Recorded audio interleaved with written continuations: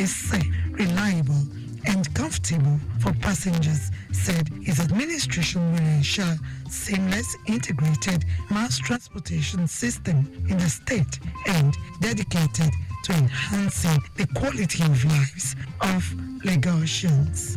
The governor urged the regulatory agencies, Lagos State Waterways Authority, LASWA, and National Inland Waterways Authority, NIWA, to ensure safety and reliability of the waterways are not compromised. You need to have the safety component before you board any of our ferries. And I want to also talk to the private and ferry operators. Please listen to your regulators. When they give you a time that you cannot fly on the waterways again, please stick with those regulated time. All of the unfortunate 1 or 2 fatality accidents that we have had on the waterways in the last 1 year are people that have not listened to the rules. In his remarks, Commissioner for Transportation Oluwaseun Oshiemi, who said the newly introduced omnibus ferries will help connect communities and reduce strays experienced on the roads, noted that Lagos State government has witnessed more remarkable development, which represents a vibrant and resilient Lagos. Take a moment to reflect on the significance of this achievement. The omnibus ferries symbolize more than just a mode of transport. They represent a collective vision for a vibrant, resilient, and forward-looking Lagos. The General Manager, Lagos State Waterways Authority, LASWA, Damilola Emmanuel, expressed joy and appreciation to Governor Sanwo-Olu for making the launch of the 15 made in Lagos eco-friendly ferries tagged Omnibus possible in collaboration with Calverton Marines. According to him, through safety awareness strategies, the number of passengers plying the waterways has increased and accidents reduced. Hence, the efforts to enhance capacity to serve the growing number of commuters who rely daily on water transportation. Our goal is to provide a viable alternative mode of transportation, thereby contributing to the economic growth and ecological sustainability of Lagos State. With the ecosystem-friendly ferries built to carry 40 passengers each on a trip, the state government expressed its unwavering commitment to unparalleled innovation strategies to make water transportation viable in the state.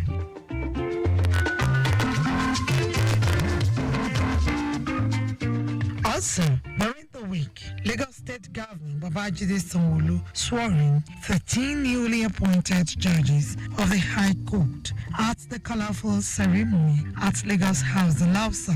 Governor Sanwo-Olu urged the judges to reflect higher standard of impartiality, compassion, ethical standards, and excellence that Lagos is known for. Lagos State is about excellence. The first time and all the time. We don't have to know you, we just have to see your work. We just have to know that from the crop of the best that we have around is where you've been selected from.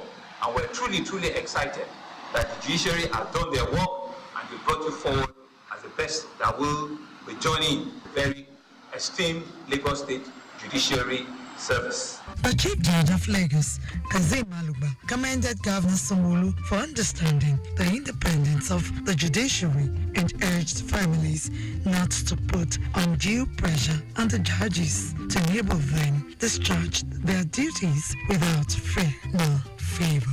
In all modesty, the Lagos State Judiciary is a point of reference because we have a governor who at all times tries his best to attend to the needs of the Lagos State Judiciary, who doesn't joke with anything that concerns the judiciary, and who always participates in anything that touches and concerns administration of justice in Lagos State. Attorney General and Commissioner for Justice in Lagos, Lawal Pedro, noted that the Sanwo-Olu administration recognizes the people's desire for a justice system that works. The judiciary reinforces checks and balances between the other arms of government and resolution of disputes between citizens, individuals, and corporates.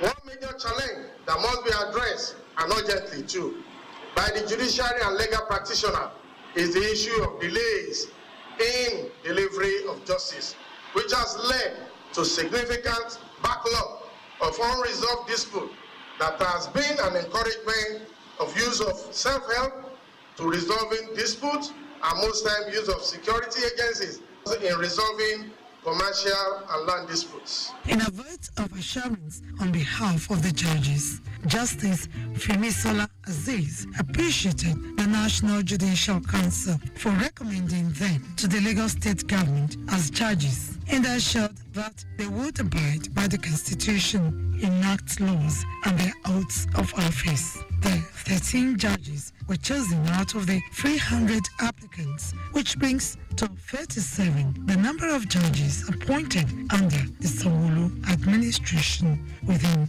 5 years.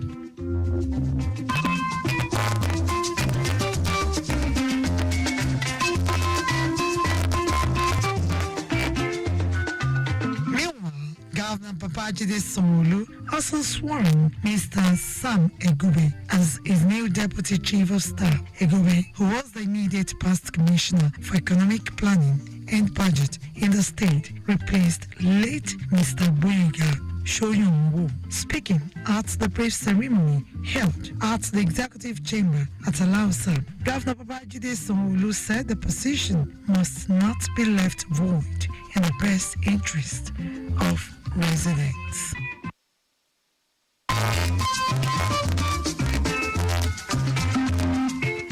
Governor Sanwo-Olu urged the newly appointed Deputy Chief of Staff to hit the ground running and bring his wealth of experience, skills, and competency to bear in the journey of taking Lagos to greater heights. It's the first sitting we're having in the last 2 weeks or so. We've all had, a lot of bumpy moments, but in all things, all the religious roots that we have, so we should give thanks. Life, they say, about virtue. As believers, especially if you are a real believer, it's also a sin to mourn forever. Because what it means is that you are not faces. The position of Deputy Chief of Staff, as we know, is not only strategic, it's actually very critical to all of the things that we do. In his vote of assurance, Egube thanked the governor for his kind consideration with a promise to channel his wealth of experience and professionalism into the realization of the Themes Plus developmental agenda for improved service delivery to residents.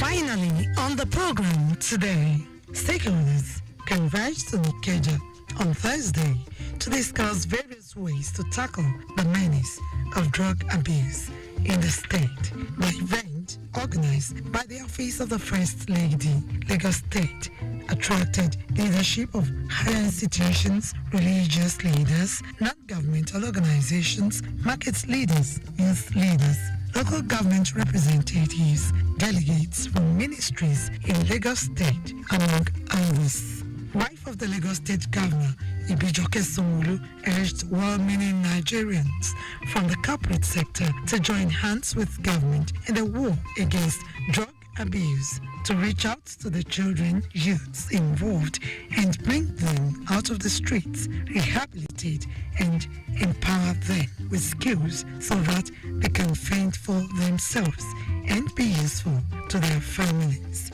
She recalled that verified statistics showed that Southwest Nigeria recorded high usage of drugs than other parts of the country, as contained in a report by the National Survey on Drug Use and Health conducted by the United Nations Office on Drugs and Crime in collaboration with the National Bureau of Statistics funded by the European Union, in which Lagos, Gombe and Oyo states have the highest rates in the country.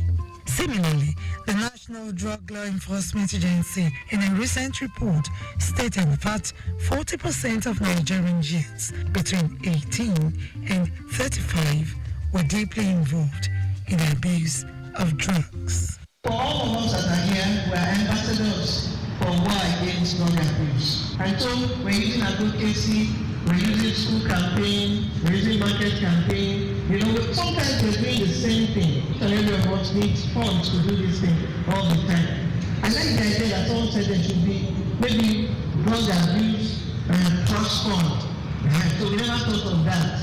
Representatives of security agencies present at the event, including the Department of State Services, the Police, Nigerian Security and Civil Defense School, and National Drug Law Enforcement Agency, called for concerted and collaborative efforts from the society, parents, and guidance, religious leaders, and strategic approach by security agencies in addressing the challenge. Stakeholders at the event were unanimous in agreement by advocating tackling the issue of drug abuse from the source of supply, especially among youths in the country, while the State Ministry of Youth and Social Development has rolled out plans to begin advocacy and sensitization on the danger of drug abuse among youths in the state.